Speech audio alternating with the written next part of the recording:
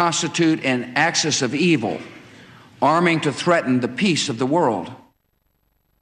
Given the impotence of the media, it's the duty of intellectuals to speak out, and they don't come much more intellectual than Chomsky. He's credited with the central theory in the field of linguistics, that humans have an innate capacity for language that is hardwired into the brain. His very name has become a byword for the study of communication. This is Nim Chimpsky. Nim, jokingly named after the great linguist Noam Chomsky, was the great hope of animal communication in the 1970s. But his politics inspire rather less affection. His comments post 9/11, when he described the US as a leading terrorist state, drew hostile fire, even from allies on the left. But at 74, Chomsky shows no sign of relenting. In his speeches and writing, he has the gloves back on, denouncing Western greed and hypocrisy. We need not rehearse the reasons why Britain and later the United States have been determined to control the Gulf region. It's enough to recall the observation of the State Department in 1945 that the resources of the region are a stupendous source of strategic power and one of the greatest material prizes in world history. His most recent work is entitled Pirates and Emperors. I asked him first about the title. That's plagiarized from St. Augustine, who in the City of God has a story about Alexander. His forces capture a pirate, and there's an audience between the pirate and the emperor, and he asks the pirate, "How dare you molest the seas?"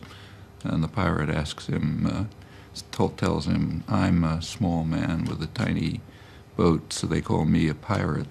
You're an emperor with a vast navy, and you molest the world, but they call you an emperor." You know?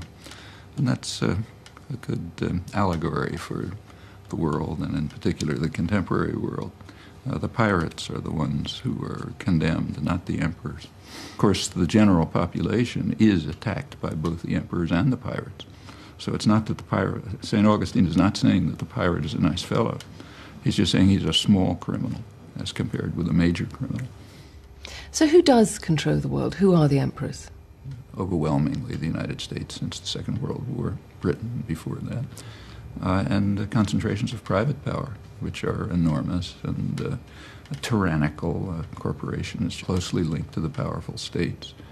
It's a network of concentrated power with international institutions like the IMF and so on, which are called, they sometimes call themselves the masters of the world. That's a phrase that was in the Financial Times, a little ironically, but not wrong. Actually, they call themselves the masters of the universe.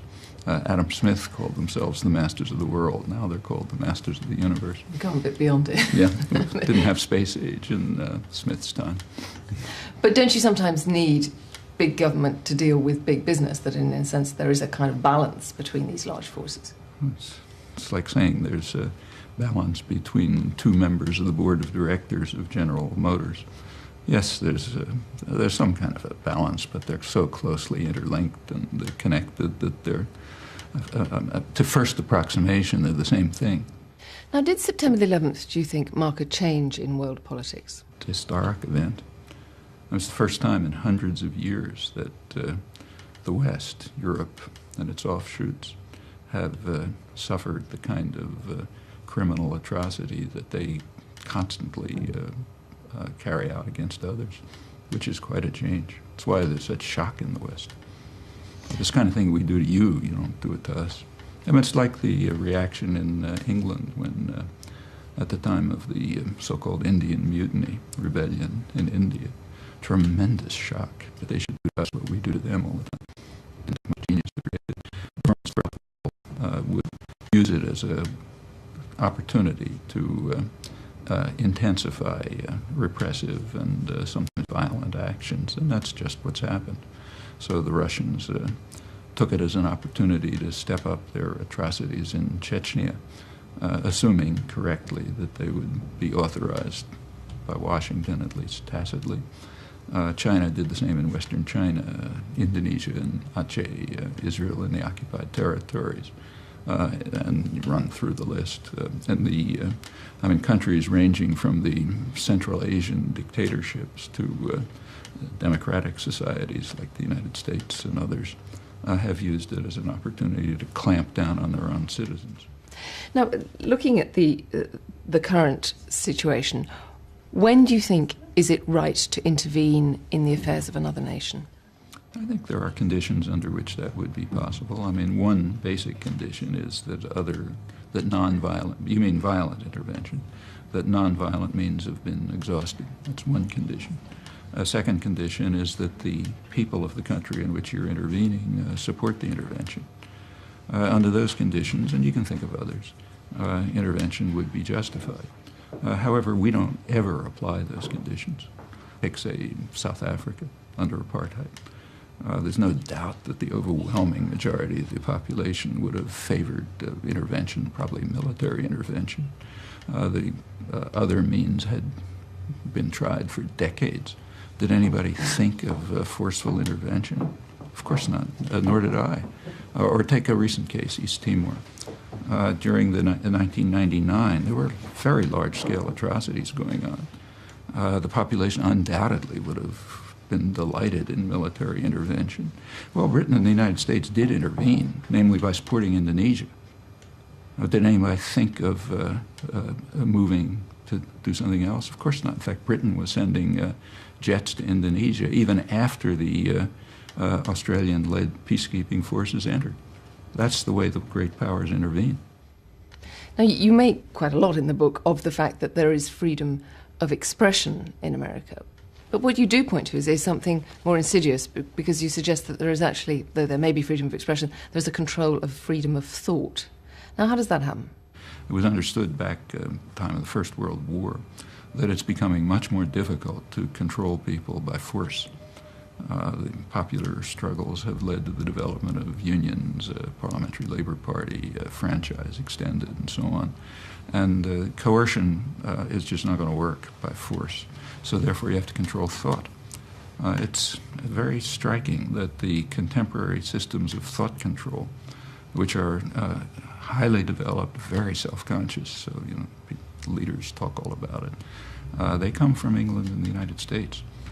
So the British Ministry of Information, which any reader of Orwell knows what it was, that's from the First World War. It was aimed primarily to convert a pacifist population into raving anti-German fanatics. And it worked. And it impressed people. It impressed the business world. That's the origins of the modern public relations industry. It impressed American intellectuals who developed the conception of what they called manufacture of consent, control of thought. Impressed Hitler, who blamed the German defeat on superior Anglo-American propaganda and vowed that next time Germany would be prepared. And it has led in England and the United States primarily, England secondarily, to huge industries devoted to control of thought and attitudes, because you cannot control people by force. But dissent has been growing since the 1960s in the Western world, and people are far more sophisticated now. Even popular culture reflects the fact that anything from the X-Files to the film The Insider, that the idea of people discussing things, of trying to manipulate public opinion, that's highly developed now. Sure. But when people were under the lash, they knew about it too. People are so aware of it that it has led to tremendous cynicism about almost anything. Nobody believes what government officials say. Nobody believes what they read in the press. People don't believe professions. It's led to enormous cynicism and tremendous opposition. In fact, in my view, the more crucial things than the ones you mentioned are opposition to aggression. Just take a look at the current war in Iraq and compare it with, say, the Vietnam War. It's a comparison which is often made, the protest. But the comparison is completely false. The opposition to the war in Iraq is far greater than it ever was to the war in Vietnam at any remotely comparable stage.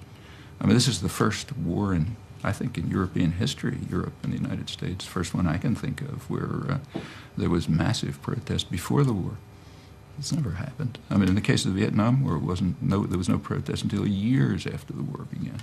I mean, just in the last 30 or 40 years, say the United States, the level of civilization among the general public, not intellectuals, a separate category, but among the general public, it's advanced enormously.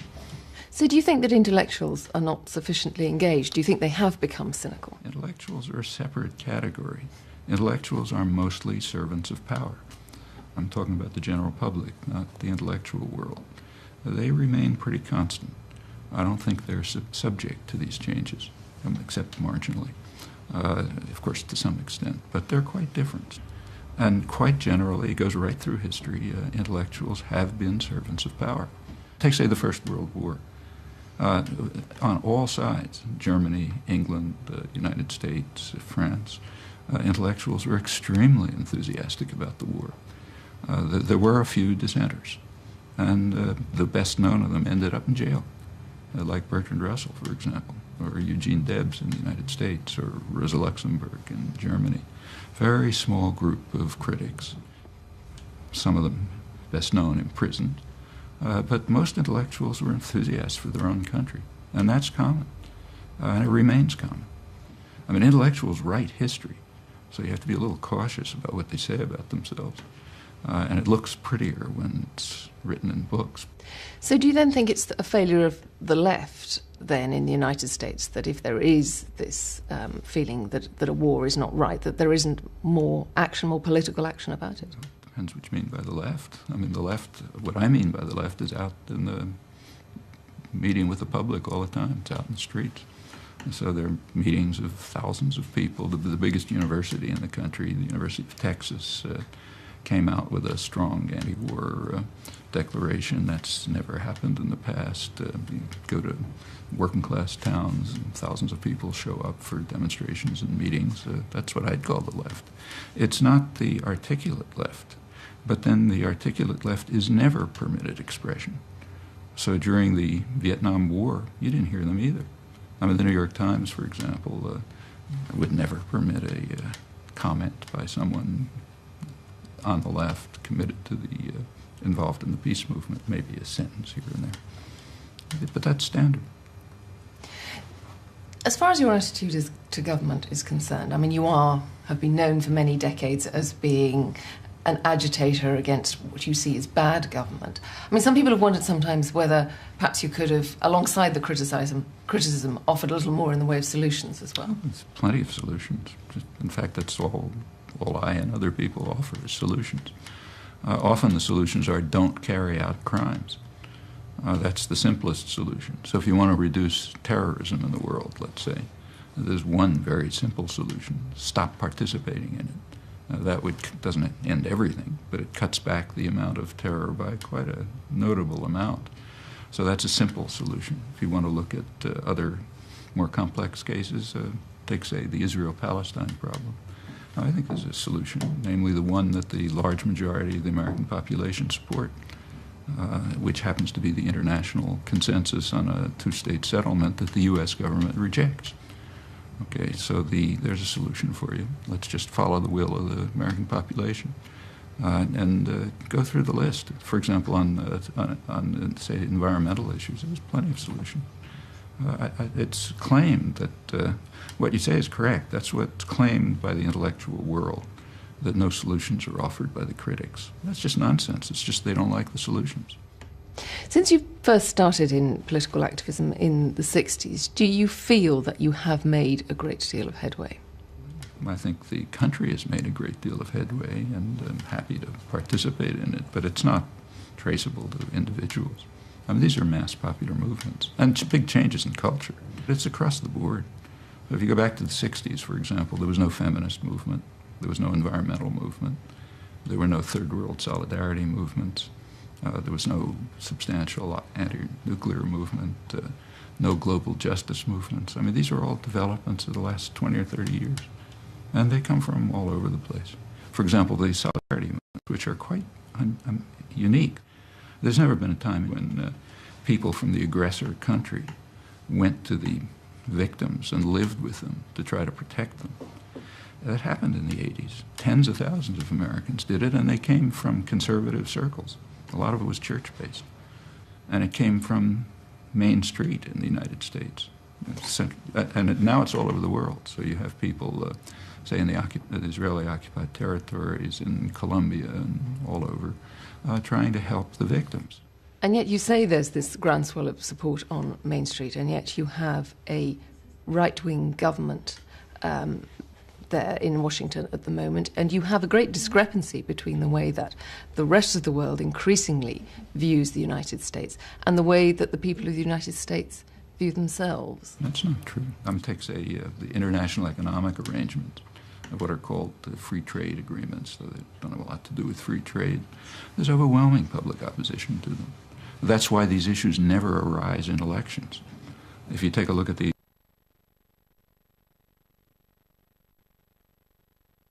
exclude a certain category of issues, namely those on which the public is opposed to the elites, those just don't arise. That's part of the technique of marginalizing the public. And as you mentioned before, it's not that people are unaware of it. They know it. So before the year 2000 election, about 75% of the population regarded it as a complete farce. But in which case, I mean, what happens to transfer that kind of feeling into any kind of action? Because at the moment you have people who actually, although they may be in favour of the idea of more self-government, having more control over their destinies, they're pushed to the limits just trying to, keep their families together, keep their jobs down. There isn't going to be that kind of support. That's part of the technique of control. Well, isn't that going to be broken then, is it? Well, why isn't it going to be broken? I mean, slavery was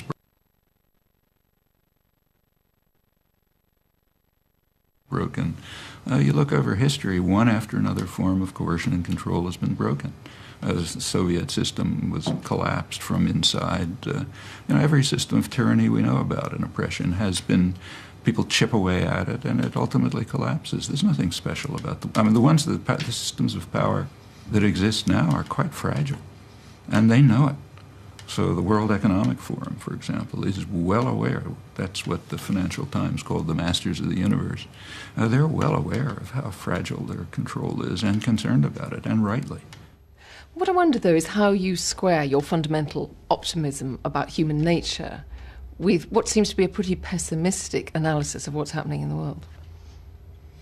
It's a famous phrase that was borrowed by Gramsci, and that we should have pessimism of the intellect and optimism of the will. That's sensible. Professor Chomsky, thank you very much. And it's 1, 2, 3. What are we fighting for? Don't ask me, I don't give a damn. The next stop is Vietnam. And it's 5, 6, 7. Open up the pearly gates.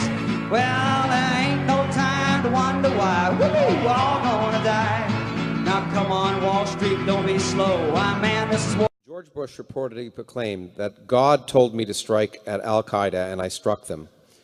And then he instructed me to strike at Saddam, which I did. And then you wrote, and now I am determined to solve the problem of the Middle East, he said. Also, and in your words, also at the command of the Lord of hosts, the war god, whom we are instructed by the Holy Book to worship above all other gods. And as I mentioned, the elite press dutifully refers to his messianic mission to solve the problem of the Middle East, in fact, the world, following, quote, our responsibility to history to rid the world of evil. The early English colonists in North America were following the word of the Lord as they slaughtered the Amalekites, in the new Israel that they were liberating from the native blight. Those who followed them, also Bible-waving, God-fearing Christians, did their religious duty by conquering and possessing the Promised Land, ridding it of millions of Canaanites and proceeding to war against the Papists in Florida, Mexico, and California. Now, it's sustainable again, I'm afraid. Yes, but the question I'm going to ask you may not be the one you think. So, you once told me in an email when I talked about my concerns about religion,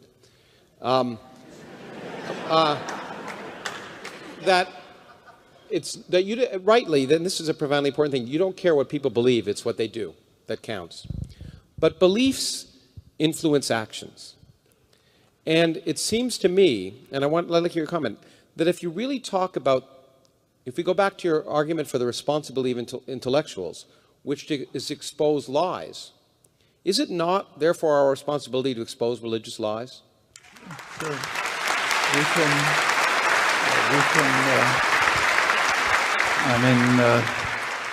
If, say, a third of the American population believes that the world was created a couple of thousand years ago, exactly as it is today, yes, it is our responsibility to expose that lie and to tell the truth.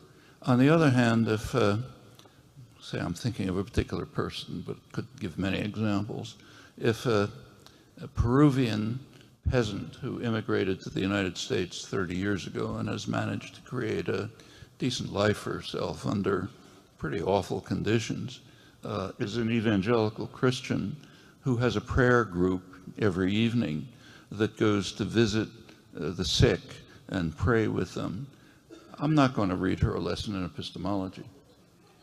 Okay. No.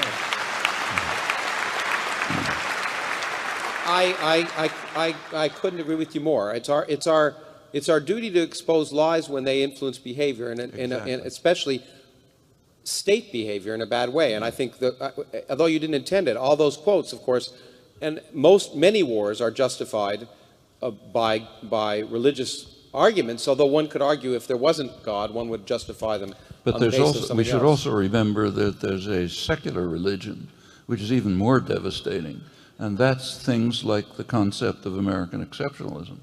That's a secular religion. What do you think religion is? Depending what you mean by religion. I mean, if you mean the Abrahamic religions. We're on weak ground here because, of course, I'm religiously illiterate. But okay, Judaism, Christianity, and Islam. Well, no, I mean, I guess, yeah, and the other such religions of that type. What are those? Well, Buddhism is different. Yeah. Spiritual beliefs among Native Americans was different. No, I mean, there's all kind of religions. The distinction that we're talking about there. We're talking about the Abrahamic religion. No, Catholicism, okay, Protestantism. Yeah, that's the Hindu, I guess. No, Hindus are different. I mean, it's quite different. Buddhism is quite different. I mean, if you really look at these systems of belief, they differ a lot. In fact, no. But what I'm asking is, what is religion per se? Not what are the beliefs of a particular religion? Belief that there's something in the world which is beyond my grasp, which is determining the way things happen, and it's going to, it'll be a consolation for me. Maybe, if my child is dying, I'll see him again in heaven somewhere. I mean, these kinds of beliefs, and that there's a sort of a spiritual force somewhere beyond my grasp. And that explains why things are happening. Well, that's probably ubiquitous. That's perfectly understandable. Yeah. I mean, weird things are happening. Like the sun is going around the earth. You can see it. I mean, it doesn't have to be happening, but you see it. Well, something must be making it happen. Okay, so it's Apollo on his chariot pulling the sun. And the same with everything else goes on. You don't understand anything that's happening in the world, in personal life. And, why is my child, sweet little wonderful kid, dying? He didn't do anything. So there's got to be some explanation somewhere. So it's a set of stories to make sense of reality, except not science. I mean, Apollo pulling the sun with a chariot is, well, it's early science. Yeah, it's a kind of a scientific theory, it's been worked out, not trivial. Like, for example, the classical Greeks did discover a lot of things. But if you say it now, when there's lots of evidence other than that, then it's no longer science. That just means that our understanding has deepened. Right. But, the transition from magic to science is a pretty smooth transition. And it just, even the word science in English didn't even appear until the mid-19th century. I mean, there was a word, but it meant something else, just meant knowledge. In the mid-19th century, there was a divorce between science and philosophy. Before, it was just philosophy. In fact, if you go to Oxford, let's say, you can study natural philosophy and moral philosophy. Natural philosophy is what we here call the natural sciences. Moral philosophy is what we call the humanities. But through German, it's the same thing. So the whole concept of science in our sense is a pretty recent one. And it began, and there was an intellectual revolution. It sort of begins with Galileo and goes on, and it led to enormous insights. And after a while, science just kind of took off and became a special domain. In the early 19th century, it was, take, say, Kant. He couldn't have told you whether he was a philosopher or a scientist. He taught astronomy. I mean, he taught moral philosophy. And, an intelligent, educated gentleman did all those things. Well, by the mid-19th century, it's becoming very hard to do all those things. The sciences were reaching a point where you really understand things. And you couldn't be a gentleman who knows everything. So, okay, things got professionalized, and we get, what we call science, separate domain. But recall how recent this is. Prior to that, people were trying to figure things out. And we might now call what they're trying to figure out magic, but these are pretty smart people. Take, say, Isaac Newton. He's not a fool exactly. I mean, he's now kind of, people laugh about the fact that he would spend most of his life working on chemistry and church fathers. That was alchemy and church fathers. That was perfectly reasonable. I mean, in terms of the what are called corpuscularian theories that everybody accepted. The world is made up of little building blocks like bricks. And shift a few. Yeah, shift a few and you get gold from lead. That makes perfect sense. As for the church fathers, that made perfect sense too. I mean, he was coming right after the humanist period when there had been a sudden discovery of the wealth and richness of classical civilizations, which hadn't been known. So the belief expanded that these guys really understood something. And they were kind of keeping it secret for us, so they were doing it in an esoteric way. And if we can decode what they were doing, we'll get all kind of wonderful discoveries. So it wasn't an irrational pursuit. Chomsky, thank you for joining us. Would you, or do you consider yourself a person of faith? I try not to have faith. I believe in a principle that was enunciated rather well by Bertrand Russell, which is that you should try to keep away from having irrational beliefs.